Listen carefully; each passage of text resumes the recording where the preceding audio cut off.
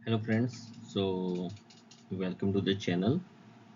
Official language part 3 का video start करते हैं। 2 वीडियो ऑलरेडी मैंने बना चुका हूं। आप लोग ये वीडियो देखने से पहले फर्स्ट और सेकंड पार्ट इसका ज़रूर देख लो, तो आपको फ्लो पता चल जाएगा। ओके, तो स्टार्ट करते हैं। तो आज का एजेंडा क्या है? ये जितने भी टॉपिक है मैं कवर करा चुका हूँ पार्ट 1 और पार्ट 2 में। आज मैं डिस्कस करूँगा कि ब्रिटिश इंडिया में स्पेशली पोस्ट 1765 में क्या हुआ था। इलाहाबाद की संधि हुई थी, ठीक है। इलाहाबाद ट्रीटी में क्या हुआ था, जो दीवानी के राइट्स हैं वो बंगाल, बिहार और उड़ीसा में, ठीक है, वो किसको मिल गए थे? ईस्ट इंडिया कंपनी को मिल गए थे, ठीक है। उसके बाद फिर क्या हुआ, इसके बारे में हम बात करेंगे। उसके बाद से लेके 1900 तक पूरा बात करेंगे कि किस तरह से जो इंग्लिश है वो ऑफिशियल लैंग्वेज के रूप में स्टेबलाइज्ड हो गई, और अंडर करेंट किस तरह से जो हिंदी है, हिंदी स्पेशली जो नागरी स्क्रिप्ट है। एक्चुअली जो हिंदी थी वो पहले कैथी स्क्रिप्ट में लिखी जाती थी, KEITHI, कैथी स्क्रिप्ट में लिखी जाती थी, नागरी स्क्रिप्ट में, जैसे इस समय हम लोग कहते हैं न्यू हिंदी से मान लो। उसका किस तरह से स्ट्रगल चला, किससे? दो लोगों से, उर्दू से, और उर्दू एक तरह से समझ लो हिंदुस्तानी लैंग्वेज से। हिंदुस्तानी जो लैंग्वेज थी वो एक्चुअली में उर्दू थी, उर्दू स्क्रिप्ट में लिखी जाती थी। ओके, तो इसके बारे में हम लोग बात करेंगे। चलिए स्टार्ट करते हैं। ओके, सो ये मैंने लास्ट वीडियो में बताया था, पार्ट 2 में लास्ट स्लाइड थी कि किस तरह जब जो अंग्रेजों के जो जुडिशियल सिस्टम था या रेवेन्यू सिस्टम था, उसमें लिटिगेशन जब आते थे तो उनकी लैंग्वेज वर्नाक्युलर लैंग्वेज में होती थी, स्पेशली बंगाली में भी डिफरेंट डायलेक्ट में होती थी। उन्होंने जो ट्रांसलेटर भी बनाए हुए थे उनकी भी कैपेसिटी या कैपेबिलिटी इतनी अच्छी नहीं थी कि वो अलग अलग डायलेक्ट को ट्रांसलेट कर पाए अच्छे से। जजेस को तो आती ही नहीं थी इतने अच्छे तरीके से। अगर उन्होंने पर्शियन मान लो पढ़ भी ली, तो पर्शियन की उर्दू के साथ मिक्स, फिर उर्दू वहाँ की वर्नाक्युलर डायलेक्ट के साथ मिक्स, तो बहुत दिक्कत हो रही थी। तो इन लोगों ने किसी तरह से, अंग्रेजों ने क्या डिसाइड किया कि भाई हम पर्शियन को तो पूरा हटा देते हैं। तो उन्होंने क्या बोला था? No Persian, no Persian, Persian बिल्कुल नहीं होनी चाहिए। उसके बाद उन्होंने क्या कहा? इंग्लिश होनी चाहिए, और इंग्लिश के साथ प्लस वर्नाक्युलर लैंग्वेज जो वहाँ की लोकल लैंग्वेज हो। इस पर आगे थे ये मैंने आपको बता दिया था। चलिए स्टार्ट करते हैं कि ब्रिटिश की क्या रिस्पॉन्सिबिलिटी थी इनिशियली। आपका 1765 के बाद से क्या स्टार्ट हुई? तो 1765 के बाद से अगर आप देखो तो इंडिया में रेनेसां का एक टाइम स्टार्ट हो गया था। राजा राम मोहन राय आ गए थे, केशव चंद्र सेन आ गए थे, आपके बंकिम चंद्र चटर्जी आ गए थे, आनंद मठ लिखा जाने लगा था। ये सारी चीज़ें 1750 से लेके 1850 तक बराबर चली, ठीक है। उस समय जो ब्रिटिश थे उनका मेन पर्पस क्या था कि अपना रेवेन्यू बढ़ाना, क्योंकि उस समय तक जितने भी चार्टर एक्ट आए हैं, चार्टर एक्ट जो 1833 है, उससे पहले तक जितना भी कॉमर्शियल राइट्स थे वो ईस्ट इंडिया कंपनी के पास ही थे। 1833 में ईस्ट इंडिया कंपनी के कॉमर्शियल राइट्स को हटा के उसको केवल पूरी तरह से एडमिनिस्ट्रेटिव बॉडी बना दिया गया था। ओके, तो उससे पहले इनका जो पर्पस था वो किसी तरीके से ब्रिटेन की रिस्पॉन्सिबिलिटी ये नहीं थी कि हम इंडिया के लोगों को पढ़ाएं। उनका काम केवल ये था कि हमारा बिजनेस चलते रहना चाहिए, और बिजनेस चलाने के लिए अगर उसके बीच में अगर कोई लिटिगेशन आता है तो हम उसको शॉर्ट टर्म में ही अगर सॉल्व, शॉर्ट टर्म उनकी स्ट्रेटजी थी कि शॉर्ट टर्म में सॉल्व हो जाए। लेकिन धीरे धीरे क्या हुआ, जब उनका एरिया बढ़ने लगा 1813 तक आते आते, तो ऑलमोस्ट हर जगह, इवन बेल्लोर की जो म्यूटिनी थी, बेल्लोर म्यूटिनी थी वो भी कब हुई थी? 1806 में हुई थी। और इस बेल्लोर म्यूटिनी के टाइम पे ही आपका जो लॉर्ड विलियम बेंटिक था वो उस समय बेल्लोर की म्यूटिनी से ही फेमस हुआ था, और फिर उसको प्रमोट करके आपको मेजर जनरल, उसके बाद फिर इंडिया का गवर्नर जनरल ऑफ बंगाल बना, फिर 1833 में para governor general of India बना। तो ऑलरेडी पूरा का पूरा जो इंडिया, ब्रिटिश इंडिया का अंग्रेजों ने पूरा कब्जा कर लिया था।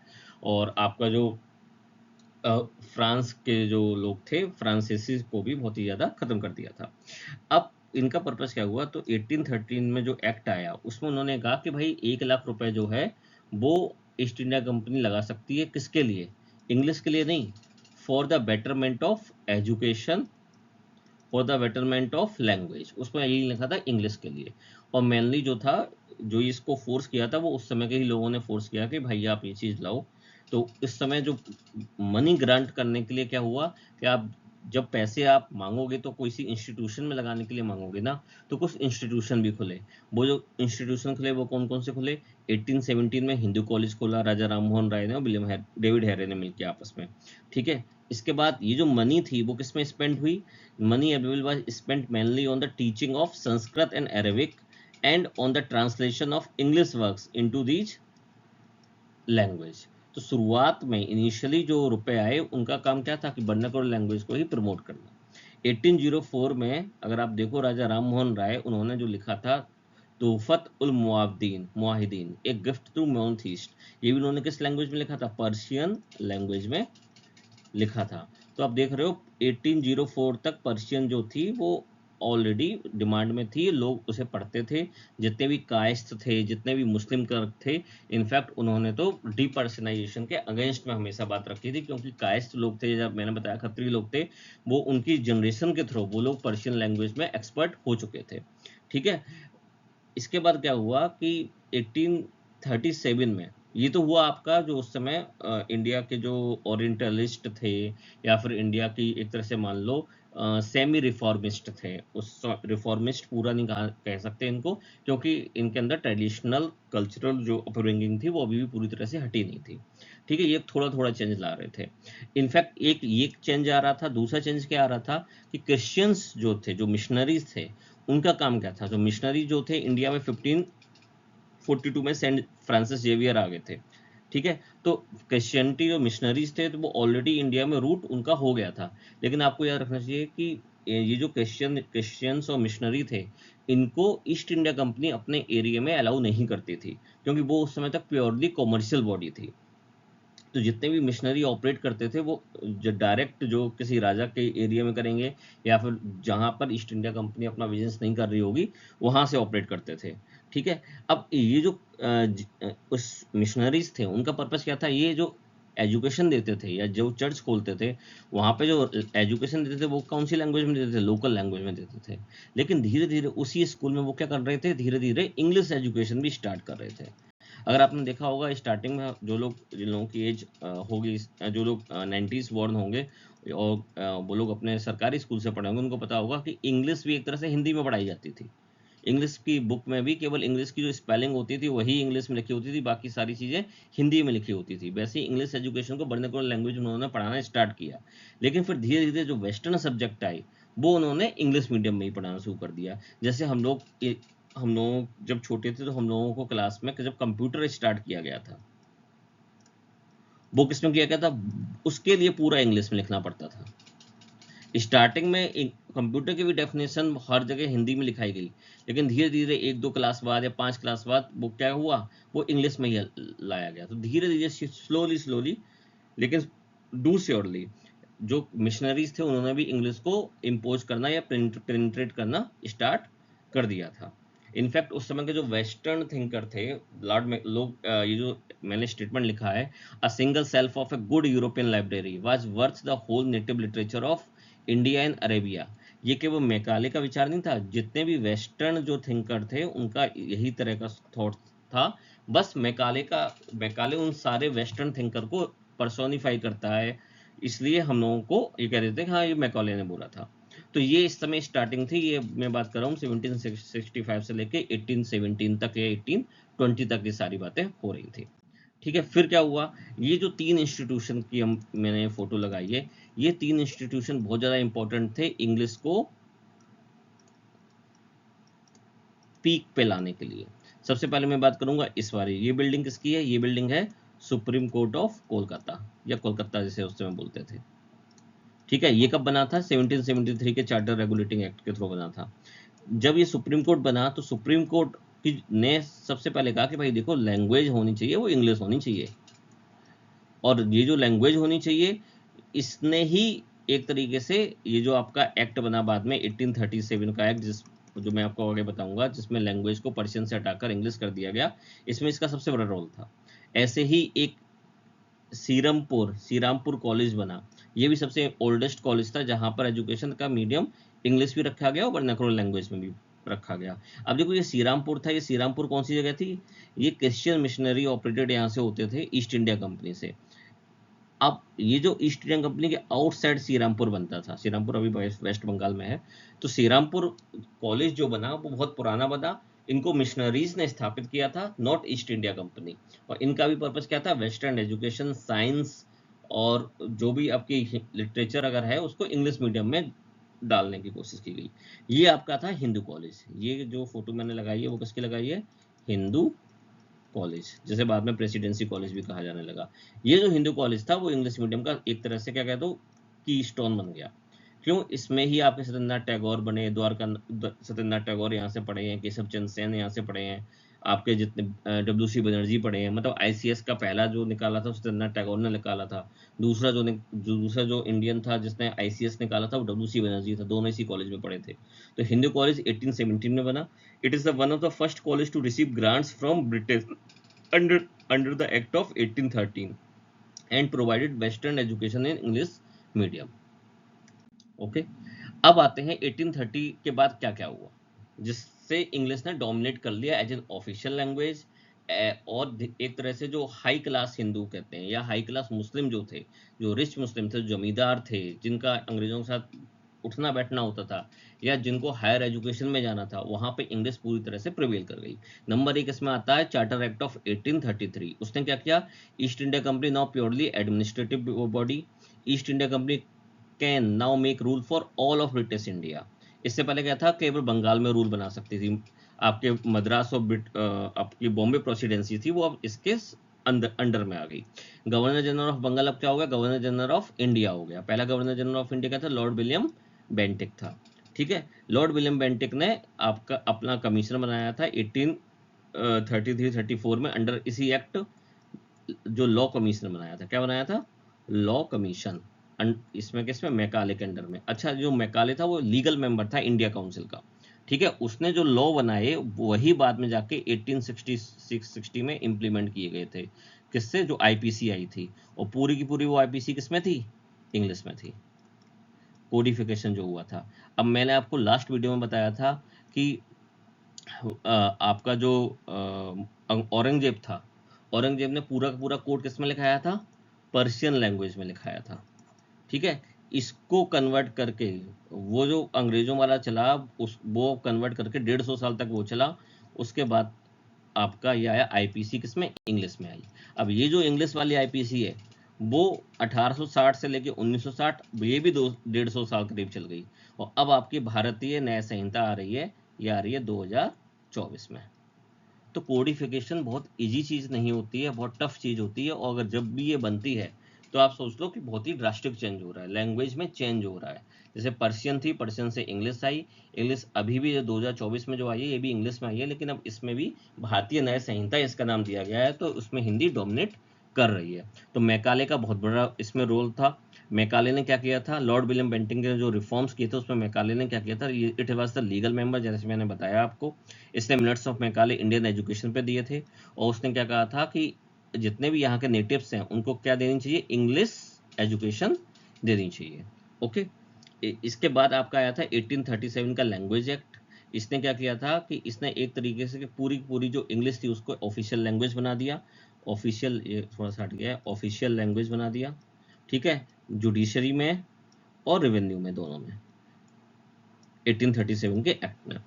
इसके बाद आया आपका 1854 बोर्ड्स डिस्पैच। इसने एक तरीके से जितने भी ब्रिटिश के रूल्स थे उनको क्या कहते हैं, रेगुलराइज कर दिया टू इम्पोज इंग्लिश फर्दर। ठीक है, अभी जो मैकाले था वो बिलीव करता था डाउनवर्ड फिल्टरेशन थ्योरी पे। ठीक है, डाउनवर्ड फिल्टरेशन थ्योरी क्या थी, डाउनवर्ड फिल्टरेशन थ्योरी का मतलब ये था कि मैकाले ने बोला कि हर किसी को इंग्लिश पढ़ाने की नीड नहीं है, आप टॉप के लोगों को इंग्लिश पढ़ा दो, उनकी देखा देखी में आराम से ही और बाकी लोगों को इंग्लिश पढ़ा दी जाएगी। ठीक है, ये इनका पर्पस था। और टॉप के लोगों को जब हम इंग्लिश पढ़ा देंगे तो एक तरीके से वो क्या करेंगे, हम लोगों के लिए एक शील्ड का काम करेंगे। ओके, शील्ड का काम इन द सेंस कि वो देखने से तो इंडियन होंगे लेकिन उनके आचार विचार व्यवहार ये सारा क्या होगा, ब्रिटिश होगा, तो वो हम लोगों की बात को रखेंगे। और ऐसे ही लोगों ने अगर देखा जाए क्या बनाया था 1885 में, इन्हीं टॉप लोगों ने क्या बनाई थी, इंडियन नेशनल कांग्रेस बनाई थी 1885 में। और 1885 में जितने भी लोग थे वो सारे के सारे लोग क्या थे, या फिर तो जमींदार थे, या फिर आपके ऑफिस में काम करने वाले लोग थे, या फिर हाई क्लास सोसाइटी से आते थे। ये रिच लोगों ने बनाया था इंडियन नेशनल कांग्रेस। अगर आप देखोगे जैसे ही इंडियन नेशनल कांग्रेस बनी, उसने अपने आप को रिप्रेजेंटेटिव बना लिया पूरे के पूरे इंडिया को। अब इंडिया के लोगों को या छोटे छोटे जो भी ग्रुप थे उनको जो भी दिक्कत होती थी वो कहाँ जाती थी, आईएनसी के पास जाती थी। और आईएनसी कहाँ जाती थी, फिर अंग्रेजों के पास जाती थी उनका रिप्रेजेंटेशन रखने। और तुम आप लोग सभी लोगों ने देखा होगा आईएनसी बनने के बाद इंग्लिश को हटाने की मांग कभी नहीं की गई। इंग्लिश को हटाने की मांग बहुत ही सीमित एरिया में आई, अपने हिंदी स्पीकिंग लोगों में, जैसे बिहार में हुआ या फिर आपके अवध एरिया में हुआ। और वो भी उन लोगों को आईएनसी ने एक तरीके से क्या कर दिया, एक नैरो डाउन कर दिया, उनको कॉर्नर में कर दिया आईएनसी ने। अब हुआ क्या था इसमें, अब देखो ये 18 उसके बारे में बताऊंगा। ये 1837 का एक्ट है जो बाद में रिपील कर लिया गया था, लेकिन उसका उसमें सबसे पहले क्या लिखा था कि in any proceeding relating to the revenue and to prescribe the language and character to be used in proceeding. तो इसका मतलब क्या है कि गवर्नर जनरल, ये जो लिखा है ना गवर्नर जनरल ऑफ इंडिया, ये या फिर गवर्नर जनरल इंडिया, किसी को भी आप क्या कर सकते हैं, कोई भी अथॉरिटी जो उसके नीचे हो। ठीक है, इसमें क्या लिखा है, it is hereby enacted that the governor general of India in the council while an order in the council, ये डेलीगेट भी कर सकता था अपनी सारी पावर्स को, किसमें, किसी भी सब ऑर्डिनेट अथॉरिटी को। ठीक है, तो इस एक्ट से क्या हुआ, गवर्नर जनरल ऑफ इंडिया और जितनी भी इसके नीचे के अथॉरिटी थी उन सबको ये पावर मिल गई कि आप पर्शियन को हटा के या फिर तो आप इंग्लिश में कर सकते हो प्रोसीडिंग्स, या फिर वहाँ की वर्नाकुलर लैंग्वेज में कर सकते हो। अब हुआ क्या, वर्नाकुलर लैंग्वेज के नाम पर ज़्यादातर लोगों ने कौन सी लैंग्वेज को फॉलो करना शुरू कर दिया, हिंदुस्तानी। हिंदुस्तानी मेनली किस स्क्रिप्ट में लिखी जाती थी, उर्दू स्क्रिप्ट में लिखी जाती थी। तो एक तरीके से पर्शियन को हटाया गया, पर्शियन हटाई गई, लेकिन पर्शियन की जगह आ कौन गया, पर्शियन की जगह आपके जो हायर कोर्ट थे, जो आपके हायर कोर्ट थे या फिर आपके जो गवर्नर जनरल लेवल काउंसिल थी, वहां पे तो आ गई इंग्लिश, और जो लोअर कोर्ट थे वहां पे क्या आ गई, हिंदुस्तानी या फिर कह लो उर्दू। तो इससे इंग्लिश हिंदी स्पीकिंग लोगों को बहुत ज़्यादा दिक्कत हुई। अब हिंदी स्पीकिंग लोगों को के पास सबसे बड़ी दिक्कत क्या थी कि इनके पास उस समय कोई भी हिंदी का लिटरेचर अवेलेबल नहीं था। मतलब हिंदी का लिटरेचर पब्लिश ही नहीं होता था, बहुत कम पब्लिशर हिंदी के थे। ज़्यादातर जो पब्लिशर थे या फिर तो उर्दू में प्रिंट करते थे। अगर मैं आपको बताऊं, ये जो आपके इवन प्रेमचंद थे वो भी स्टार्टिंग में आपके उर्दू अरबी पर्शियन में ही लिखते थे। बाद में जब डिफरेंट डिफरेंट एक्ट लगे, डिफरेंट प्रेस रेगुलेशंस आई, तब उन्होंने बाद में हिंदी में लिखना शुरू किया। ठीक है, तो हिंदी लिटरेचर तो अवेलेबल था ही नहीं। अब हिंदी लिटरेचर के लिए सबसे पहले जो लोग आए उनमें थे भारतेंदु हरिश्चंद्र। हम लोग इनके बारे में बहुत कम सुनते हैं, लेकिन भारतेंदु हरिश्चंद्र ने सबसे पहले हिंदी लिटरेचर को पब्लिश करना स्टार्ट किया। ठीक है, अब आप ये देखो स्टार्टिंग में लैंग्वेज ऑफ नॉर्थ इंडिया जो थी remained inconclusive and sometimes contradictory. क्यों, the official Hindustani written in Urdu script was adopted as the vernacular of the region from Bihar to Punjab. यही मैंने आपको बताया कि बिहार से लेकर पंजाब तक जो वर्नाकुलर लैंग्वेज चूज की गई वो कहने को क्या थी, हिंदुस्तानी, लेकिन उसकी स्क्रिप्ट क्या थी, उर्दू। ठीक है, और ये कब तक चला, in the third decade of 19th century, यानी कि 1830 से लेके 1840 के बीच में आपका जो अवध था या NWP था, नॉर्थ वेस्टर्न प्रोविंस था या पंजाब था, इन सारों में वर्नाकुलर लैंग्वेज जो चूज की गवर्नर जनरल ऑफ इंडिया के ऑर्डर के थ्रू या फिर जो हाई कोर्ट के जज के थ्रू या फिर जितने भी लोअर अथॉरिटीज है उनके थ्रू क्या हो गई, हिंदुस्तानी हो गई। उनकी स्क्रिप्ट क्या थी, उर्दू। ठीक है, तो अब जो हिंदी स्पीकिंग पीपल थे उनके पास दो ऑप्शन बचे, अगर आपको सबसे ऊपर जाना है तो इंग्लिश आनी चाहिए, नीचे आना है तो आपको उर्दू आनी चाहिए। ठीक है, अब द ऑफिशियल हिंदुस्तानी जो थी वो केवल उर्दू स्क्रिप्ट में लिखी जाती थी, लेकिन जो फोर्ट विलियम कॉलेज था, ठीक है, इसने दो तरह के लिटरली स्टाइल एडप्ट किए थे लैंग्वेज के, एक नागरी और एक उर्दू। ये जो एक तरह से क्या हुई, अपॉर्चुनिटी मिली, ये एक अपॉर्चुनिटी मिली किसको? हिंदी लैंग्वेज वालों को, हिंदी लैंग्वेज वालों को, स्पेशली जो नागरी स्क्रिप्ट थी उसको एक तरह से क्या मिल गई? विंडो मिल गई। बस इसी विंडो के ऊपर इन्होंने काम करना स्टार्ट कर दिया। अब देखो हिंदी का रिवाइवल उस टाइम पे कैसे हो रहा था? हिंदी का जो रिवाइवल हो रहा था वो एक तरीके से हो रहा था, बंकिम चंद्र चटर्जी कर रहे थे, जैसे आनंद मठ हुआ, वैसे उन्होंने आनंद मठ तो बंगाली में लिखा था, लेकिन मैं बता रहा हूँ केशव चंद्र सेन हुआ, ये सारे लोग कहते हैं हिंदी को फॉर्म करते थे।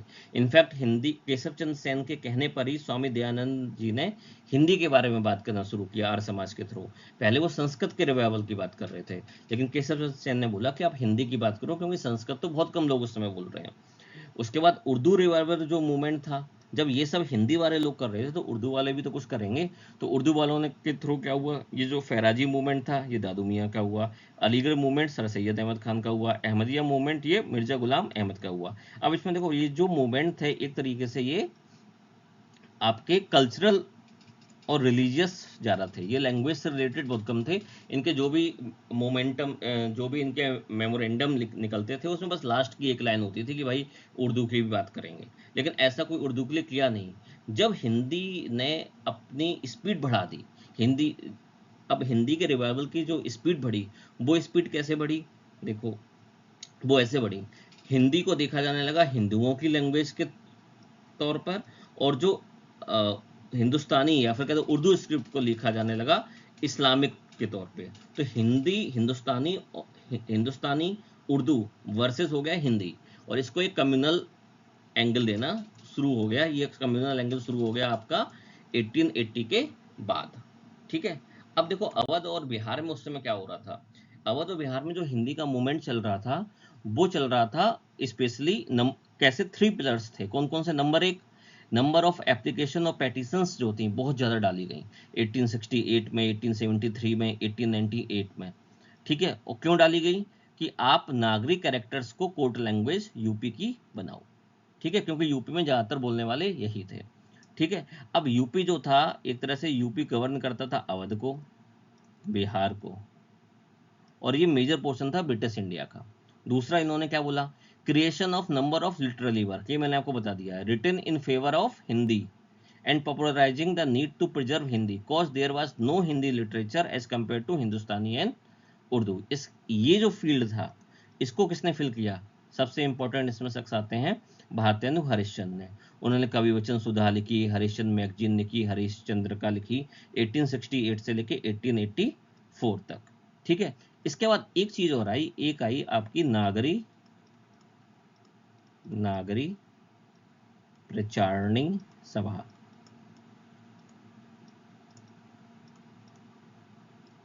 ठीक है, ये बाबू श्याम सुंदर दास और उनके दो लोगों ने मिलकर बनाई थी, जब ये लोग क्लास 9th में ही थे, काशी में 1893 में बनाई थी। ठीक है, बनारस में। इसके बाद इसी काशी नागरिक विचारणी सभा ने 1910 में एक हिंदी साहित्य सम्मेलन भी किया था इलाहाबाद में। तो ये जो इम्पोर्टेंट थी ये भी इम्पोर्टेंट थे। इसके सपोर्ट में आपके कौन आए थे? इसके सपोर्ट में आपके मदन मोहन मालवीय जी भी आए थे। और मदन मोहन मालवीय जी चूंकि कांग्रेस के बहुत बड़े नेता थे, तो उसके कारण क्या हुआ कि हिंदी का मोमेंटम बढ़ा। अब ये जो हिंदी का मोमेंटम बढ़ा तो उसके अगेंस्ट में सर सैयद अहमद खान ने क्या बनाया था? Urdu defence committee. Urdu defence committee, sir Syed Ahmad Khan. ये आपको कभी कभी आ जाता है, ये आपको याद रखना चाहिए। ठीक है, स्टार्टिंग में तो उन्होंने उर्दू के बारे में केवल एक तरह से कहते हैं ना कि एक बस लिख दिया कि हाँ उर्दू के बारे में बात करेंगे, लेकिन मेन फोकस क्या था? वो दारुल इस्लाम बनाने का जो उनका पर्पज होता है वो था। ठीक है, अब देखो ये जितना भी हिंदी का मूवमेंट हो रहा था इसमें प्रॉपर टारगेट जो था वो ये था कि हिंदी को हमें ऑफिशियल लैंग्वेज बनाना है। कैसी लैंग्वेज? ऑफिशियल लैंग्वेज बनाना। कहीं भी टारगेट ये नहीं था कि हमें हिंदी को नेशनल लैंग्वेज बनाना है। क्या नहीं था? नेशनल लैंग्वेज बनाना था। अब देखो आगे चलते हैं, आगे क्या हुआ? 1900 में जब बहुत सारे पेटिशंस दिए गए तो जो मैकडोनल्ड्स थे उन्होंने एक ऑर्डर निकाला। ये जो ऑर्डर निकाला उन्होंने किसके लिए निकाला? अवध और नॉर्थ वेस्ट प्रोविंसेस के लिए। अवध में ही आपका यूपी पूरा आ जाता था। अब इसमें इन्होंने क्या लिखा? उन्होंने अलाउ कर दिया किसको? हिंदी को अलाउ कर दिया। हिंदी को अलाउ किस में कर दिया कि जिसको भी अपना एप्लीकेशन डालना है, किसी भी व्यक्ति को अगर अपना एप्लीकेशन डालना है तो वो पर्शियन में भी डाल सकता है और आपका हिंदी में भी डाल सकता है। हिंदी यानी कि नागरी स्क्रिप्ट में। ठीक है।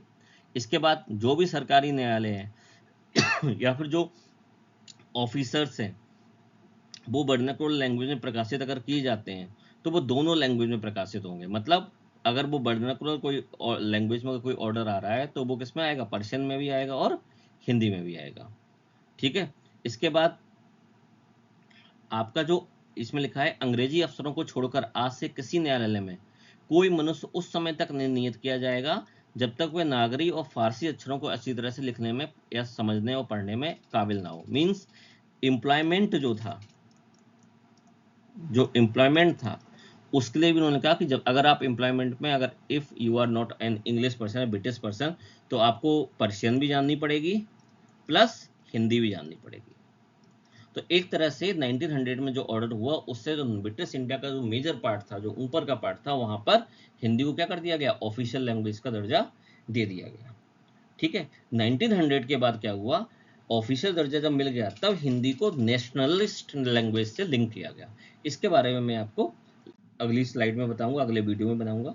ठीक है। अब देखो हुआ क्या, ये जितनी भी पेटिशंस थी या जितने भी रिप्रेजेंटेशन थे वो सारे के सारे हिंदी के हिमायती लोग कर रहे थे, but they are also well versed in speaking English. तो तभी मैंने लिखा है कि you taught me language and my benefit on it is I know how to curse. मीन्स आप हमें इंग्लिश पढ़ाओगे, ठीक है, तो हम इंग्लिश लैंग्वेज में ही हिंदी की क्या करेंगे, पैरवी करेंगे। मतलब we will talk in English but we will talk about Hindi. Okay, we will file petition in English but we will file the petition about Hindi. Okay, तो ये चीज हुई। ये कोट जो होते हैं अच्छे होते हैं, मुझे ये आप उसमें यूज कर सकते हो, ऐसे में या फिर आंसर में भी ये यूज कर सकते हो। So thank you. आप फोर्थ जो होगा आपका वीडियो वो आप देखते रहिएगा, क्योंकि उसमें आपका 1900 से लेके आपका अभी तक का जो भी ऑफिशियल लैंग्वेज का हुआ है वो कवर होगा। उसमें आप कॉन्स्टिट्यूशनल प्रोविजंस भी मैं कवर कर लूँगा। Okay, thank you.